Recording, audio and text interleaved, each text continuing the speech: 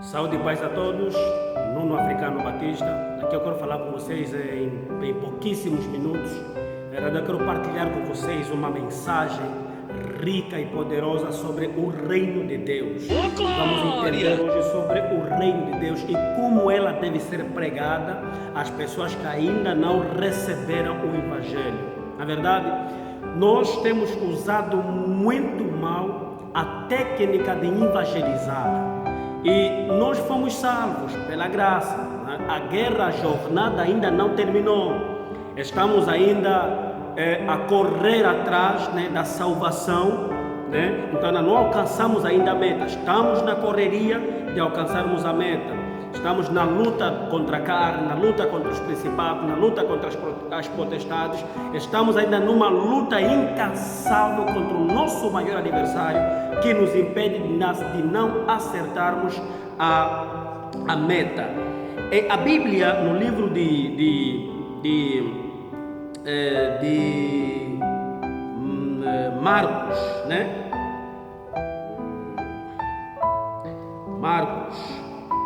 Marcos 16, 15, Marcos 16, 15, o que é que diz aqui? E disse-lhes: ide por todo o mundo, pregai o evangelho a toda criatura. Quem crer e for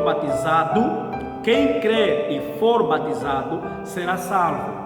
Quem não crer, será condenado. E a Bíblia está aqui. Então, nós cremos nas escrituras sagradas, que uma vez alguém pregou para nós. Eu, pelo menos, além de alguém me evangelizar, eu fui evangelizado por um sonho que eu tive, Na verdade, foi o indivíduo lá no sonho quem me evangelizou, e hoje eu conheço Jesus Cristo como único e suficiente Salvador da minha vida. Na verdade, o único Salvador que o mundo precisa ter. Há quem pensa que a gente vive e depois da gente viver, morrermos, acabou a história. Não tem mais outra vida, essa é a única vida. Mas eu digo que isso está errada, porque uma das diferenças que nós temos entre os animais irracionais e nós é que nós temos uma vida após a morte. Os animais não têm. Se você matar agora uma vaca ou um porco ou qualquer coisa que você quiser matar para servir da sua alimentação, aquele animal deixou de viver, acabou, para ele a história terminou, acabou, chega. Mas nós temos uma segunda chance, porque o plano de Deus desde o princípio foi que nós vivêssemos no jardim para sempre com Ele em harmonia. Mas ali o homem desobedece à ordem dada por Deus.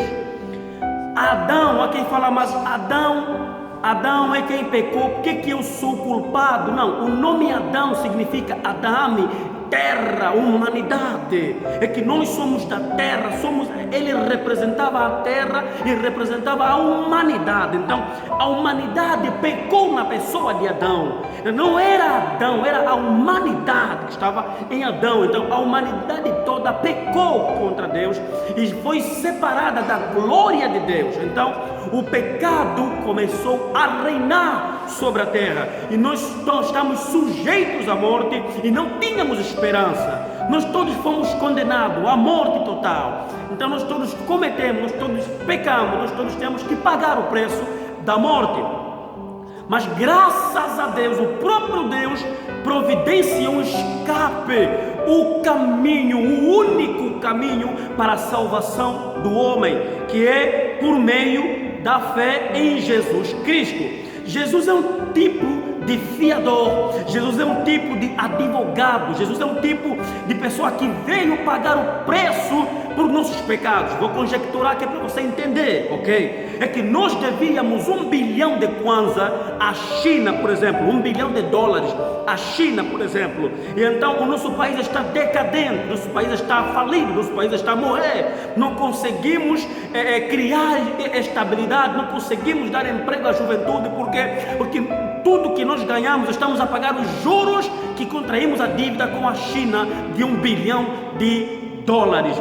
Aí aparece o Brasil, aparece um outro país, aparece os Estados Unidos da América, que olha, não precisa tomar Angola como garantia ou como hipoteco, né? Como hipotecar a Angola em detrimento da dívida que eles têm contigo, mas eu vou pagar essa dívida, não precisa escravizar os angolanos, eu vou pagar a sua dívida de $1 bilhão, eu vou pagar para você, você vai ter o seu dinheiro, em troca disso liberta Angola da escravidão. É mais ou menos isso. Nós estávamos no banco de réus, a sentença já tinha sido lançada da nossa condenação. Aí aparece Jesus: não bata o martelo, por favor, eu vou pagar o preço desses indivíduos, eu vou pagar o preço desses ali, eu vou morrer por eles. Então ele se entrega a si mesmo e morre em nosso lugar, e nos dá o escape, nos dá a palavra, que é a Bíblia que nós temos que seguir, porque agora pertencemos a Ele, Ele nos comprou com o seu sangue, agora pertencemos a Ele, agora devemos a fidelidade a quem pagou a nossa dívida.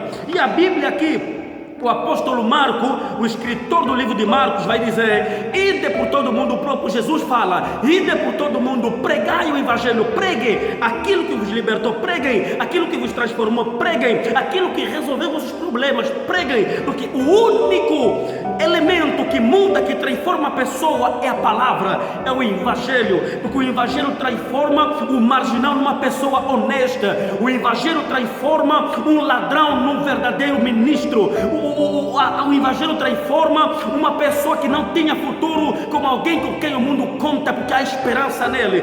É o evangelho que dá isso, é o evangelho que transforma, é o evangelho que redarga os corações, é o evangelho. Então Jesus está dizendo: aquilo que transformou você precisa sair para o mundo, pregar o evangelho. Mas por quê? Porque o mundo está decaído, o mundo está caído, o mundo está falido, o mundo está indo para o precipício, e você não pode guardar esta palavra consigo. Agora, como pregar? Quais são os instrumentos que você deve ter para pregar a palavra? Como você prender a atenção de alguém, para alguém te ouvir o que você vai falar?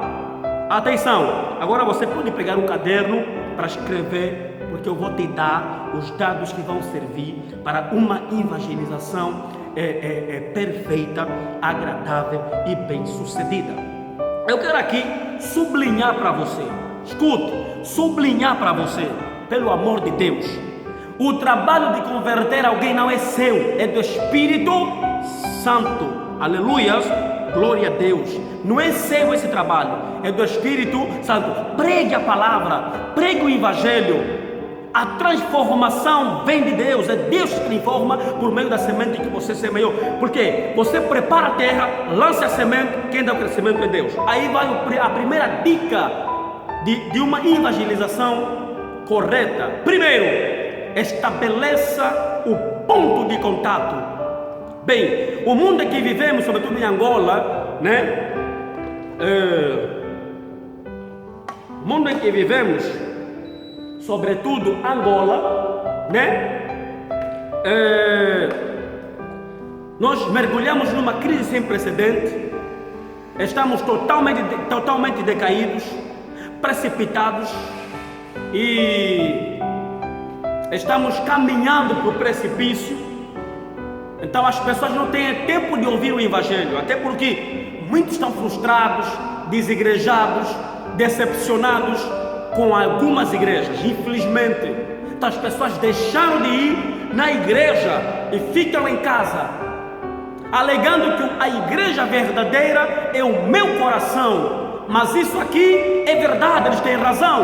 A igreja é o nosso coração, mas nós precisamos nos unir numa sinagoga, no templo, onde nos encontramos e adoramos a Deus. Aleluia. É num lugar onde a gente adora ao Senhor, é um lugar onde a gente busca a palavra, oramos em conjunto, oramos uns para os outros dentro da igreja. É aí onde nós sabemos quem é que está bem, quem é que não está bem. Quem não está bem deve ser apoiado. Então a igreja tem um valor incalculável, tem uma importância imensurável na sociedade, porque a igreja é uma sociedade, a igreja forma a pessoa. Então tem de haver pessoas dentro do templo de Deus que se reúnem, que estão. O que é uma igreja? O que é a igreja? A igreja tem dois sentidos. Num sentido espiritual, a igreja é o coração da pessoa. Mas aí tem um templo, a sinagoga, onde nós nos reunimos uma vez por dia, uma vez por semana, 2 vezes por semana, para tratarmos do negócio de Deus, a palavra de Deus. Olha, como é que vamos evangelizar? Como é que vamos tomar? Qual é o nosso posicionamento diante dessa situação do governo? Como é que a igreja vai se posicionar? Nós que fizemos diferença na sociedade. Então é isso aqui. Você estabeleça o contato para ele não perder a atenção. Aí você pode chegar elogiando lá: o seu cabelo é bonito, gostei do seu cabelo. Qual é o salão que você foi? Gostei da sua camiseta, gostei da sua calça, gostei do seu sapato. Onde é que você comprou esse sapato? Ele vai parar e diz: uau, eu comprei no Kikolo. Não, eu comprei na boutique, eu comprei ali. Ali ele já parou, te respondeu. Agora você diz: olha, mas esse sapato é bonito, quanto custou? Será que eu posso adquirir um desses? Ele vai dizer: olha, é possível, eu posso levar na fonte, não sei o que, não sei o que. Mas aí, onde é que você vai? Olha, eu vou para o trabalho, tal e tal e tal e tal. Aí já começou o negócio aí. Agora, você pode falar: olha, do jeito que está o mundo, como é que está a situação, o que você acha disso?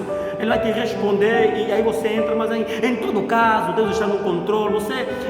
Há sempre alguém que está de olho em nós, há sempre alguém que nos proteger, não sei o quê. Diante das situações que acontecem, é pouco provável que alguém fale que Deus existe, até porque Deus não existe, Deus é real, Ele está no controle de tudo. Nada acontece sem a permissão dele. Aí ele vai perguntar: então, Nuno, ele permite que eu seja assaltado? Ele permite que o meu ente querido morra? Ele permite que eu seja raptado? É isso? É a vontade dele? Não. Quem está sobre a liderança do mundo é o diabo, pela permissão de Deus. Então, no mundo tereis aflições e perseguições, mas tem de bom ânimo, porque eu venci. Então, a nossa preocupação não é o que a gente vai viver aqui. A nossa preocupação é o que a gente vai ser depois de sairmos daqui. Porque nós somos terráqueos, nós somos finitos. A gente vai morrer. E quando a gente morrer, onde é que a gente vai? Essa é a importância, minha gente. Então, ponto de contato estabelecido. Ele vai te ouvir. Começa com uma coisa simples, chama a atenção dele e então conversa com ele. Segundo ponto, escreva. Segundo ponto é estar atento para ouvir, ter disponibilidade de ouvir. Ele vai tecer críticas a Deus, críticas à igreja, críticas aos pastores. Ouça e preste atenção. Não é ouvir, olhar na Bíblia, ouvir, não. Preste atenção com ouvidos, preste atenção com olhos. Olha para ele, escuta o que ele vai dizer e responda dentro daquilo que ele está dizendo. Se ele dizer: mas Deus então é assim porque? Você diz: olha, essa é a mesma pergunta que eu me faço.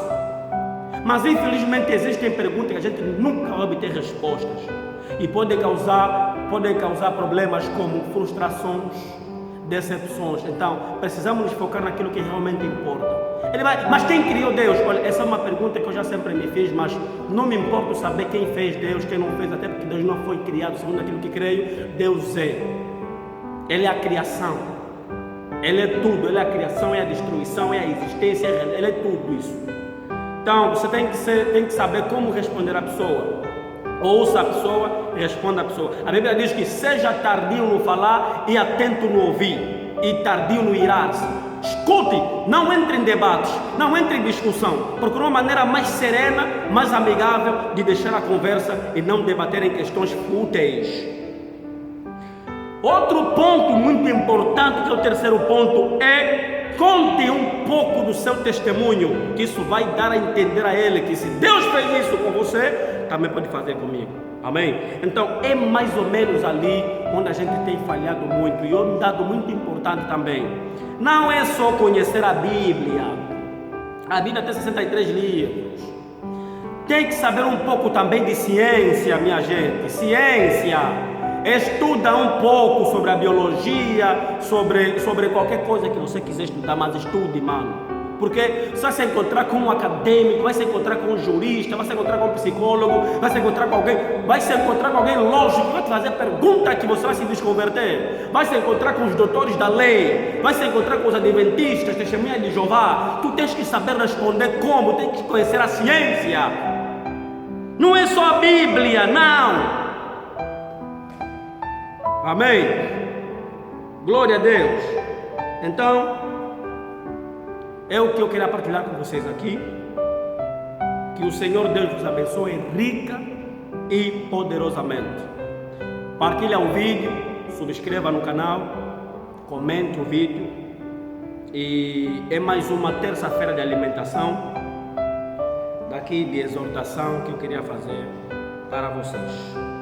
E uma coisa muito importante, que hoje, e não menos importante, é o que nós às vezes deixamos, as pessoas que vivem na nossa casa nunca vão se converter no Evangelho. Sabe por quê? Porque nos conhecem. Nós precisamos evangelizar os indivíduos que vivem na nossa casa, não com palavras, mas com ações. Aliás, nem sempre quando você ir no evangelismo, você vai levar a Bíblia. Às vezes mesmo não. Deixa ela na pasta, porque quando a pessoa estiver já com a Bíblia viva, lá, essa aqui é da Ngunga, é melhor fugir. Vão ter que fugir já. Então, põe a Bíblia numa pastinha, pega a Bíblia na cabeça, ok? Na cabeça. Tudo que você tem que falar tem que ter um respaldo bíblico ou então um respaldo científico. Amém? Deus abençoe a todos. Estamos juntos.